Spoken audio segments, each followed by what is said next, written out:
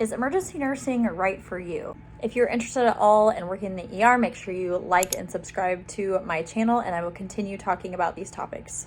Now, this is something that I can see in someone as soon as they start working in the ER, whether they are a new grad or they're transferring from another department. I can tell you that first day if you're meant to be in the ER or if you're not. There's just a certain personality, a certain type of person that fits into that role. Hey guys, my name is Haley. I've been an ER nurse for a little over 7 years now. I am currently a travel nurse. I've been doing that for almost 2 years, and I just want to talk about some things within the ER or some things to expect if you are thinking of working in there. I've never tried it before, and kind of what to expect. First things first, the ER is extremely fast-paced and you literally hit the ground running. I recommend is when you are in your orientation for being in the emergency department, if they try to cut you off early, tell them no, you're not ready.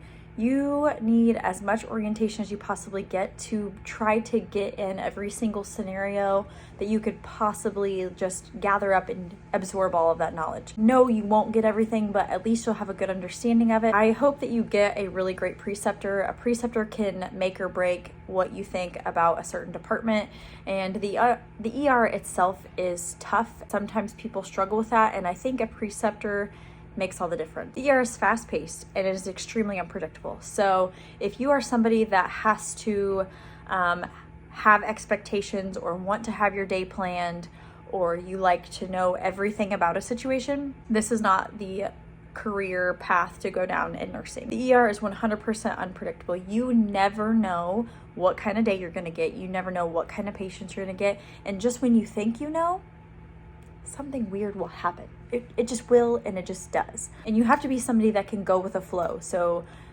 like you have your type A's, and sometimes I feel like I'm in the middle of that because I definitely can go with the flow, but I also have my set things that I have to have in certain situations. It can kind of be a mix too. You have to be a quick thinker. There isn't always a lot of time and decisions that you can make or be able to look things up, or what may it be. You have to just be able to quickly, because there's certain situations where if you don't act, bad things can happen. Now, this isn't always something that you're not just born with it, and nursing school doesn't teach you these things.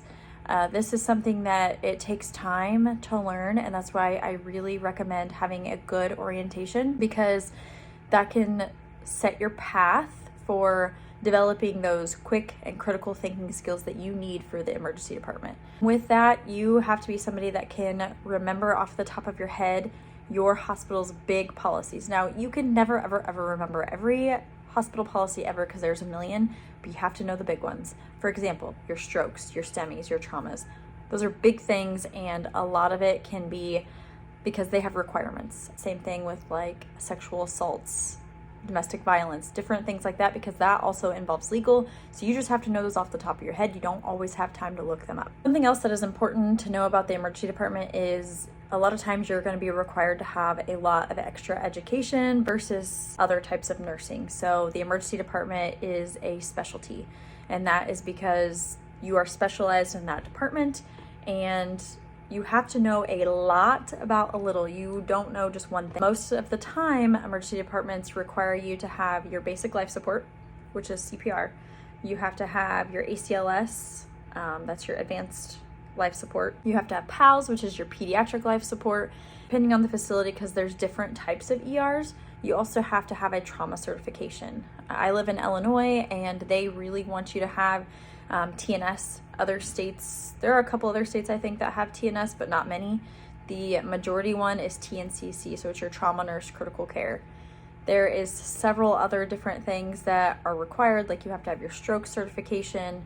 In the state of Illinois, you're also required to have your ERCN, or your emergency call register nurse, and that's how you can talk over the radio with both AirVac and EMS, so your ground crews and your air crews, and you are able to communicate orders and different things for patients out in the field. If you're somebody that likes to know everything about a situation, the ER is not for you. You have to, you have a focused assessment. You do not do a full head to toe like you learn in nursing school. And sometimes it can kind of broaden. It's very patient dependent. So if you have somebody that comes in for chest pain, you're not going to be looking at their toenails. You're focused on the heart and all the different things that could cause that chest pain. Is it coming from the lungs? Is it coming from the heart? Is this a mental health thing? That's what you have to figure out, but you're not going to be always looking at their toenails or looking at their skin unless it is relevant to what is going on. And that is a really hard thing, I think, for nurses. And it's also very hard for like ER docs when they're newer, change from that head to toe exam to that focused exam. Along with that focused assessment, you have to realize we are not going to be able to fix every one of their issues. That is just not the goal of the emergency department. The goal is to save their life and stop those emergent things from happening. We want to stabilize them and move them out. Kind of a quote that is used very frequently in the ER is treat them and treat them. Not that that's a bad thing, not that we don't want to treat what's going on, but we have to focus on what is emergently causing you to be here. Is this something that can be dealt with elsewhere? Because we have to move people as quick as we can so we can see everybody in that waiting room. I have worked at ERs where nobody sits in the waiting room, and I have worked in ERs where there's 50 people sitting out in the waiting room. So that means you have 50 people that are sitting out there with potentially emergent things going on. We have to move quick. You are required to have a personality that is great at multitasking and prioritizing. This is something you learn in your orientation, and that, again, you need to have a good one. You have to be able to think about, okay, I just walked in to my assignment. I got 4 to 6 patients. They're all sick as crap. What am I going to do about it? I can't see them all at the same time. I'm one person. So you have to be able to multitask and figure out what is your priority. So I always go with, once I get my report from the nurse I'm taking over for, I have to prioritize who's the sickest. Who do I know need to go in and see first? Because I can't be in every room all at the same time. So I'm going to go with the sickest, and I'm going to go from there. Because if you go and see your non-sickest patient first, I guarantee you're going to go in that room and they're going to want 100 things, and that sick person is going to fall to the bottom and you're stuck. Not saying that anybody is less important, but it is just what you have to do to take the very best care of your patients. So you're just going to have to be able to multitask. I can't tell you how many times I'm on the phone, the charge nurse is talking to me, there's a doctor standing there waiting for me, somebody's on the phone call for me, you have call lights going off. You just have to figure out how to write, listen, call, like, you got to do all the things with all the senses. And you're really going to need some thick skin. The ER is not for the kind, sensitive souls. This was something I've had to grow on because I am 100% a people pleaser. I've thickened my skin over the years, I would say. And some people are just downright mean. And a lot of times, bad things just go down in the ER. I've seen some wild things. So just know you can see some really awesome things and you can see some really bad things, and you just have to be prepared for both and be able to move on. Emergency department is a 24-hour running facility specialty. So you're coming into this as a new grad, more times than not, don't expect to get day shift. It's just realistically probably not going to happen. I've been, like I said, in the ER 7 going on 8 years, and I've been on night shift my entire life. 9 times out of 10, you're going to get stuck on night shift, and you know what? There's less resources on nights. So you also have to learn to be more independent and know what resources you do have available to you. That's very important to learn. Then what I would like to close with is working in the ER is a extremely high level of stress department, and you need to be able to debrief.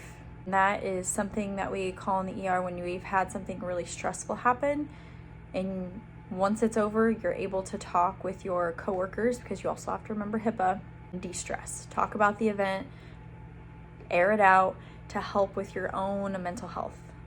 Especially like COVID was really hard on a lot of us. A lot of us either left nursing altogether, that we changed specialties. It's just, we've seen so much death, and we've seen so many hard things that families went through that it can just tear you down too. So you have to take care of you, because if you don't take care of you, you can't take care of anybody else. So fill your own cup.